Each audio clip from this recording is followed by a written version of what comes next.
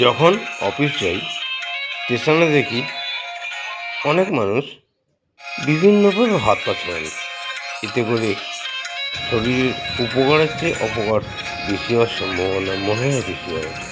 তাই আমি বলি কি, একটু নিয়ম মেনে যদি যোগা প্র্যাকটিস করা হয় তাহলে কিন্তু নার্ভের উন্নতি ঘটবে।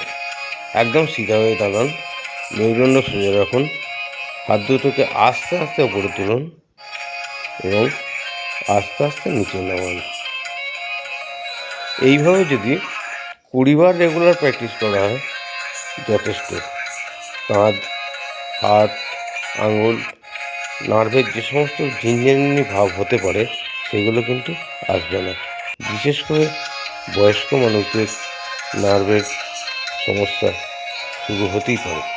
তাই যোগা সর্বক্ষণ মনোযোগ সহকারে এবং মনোনিবেশ করে যদি করা যায় উপকার অবশ্যই পাওয়া যাবে।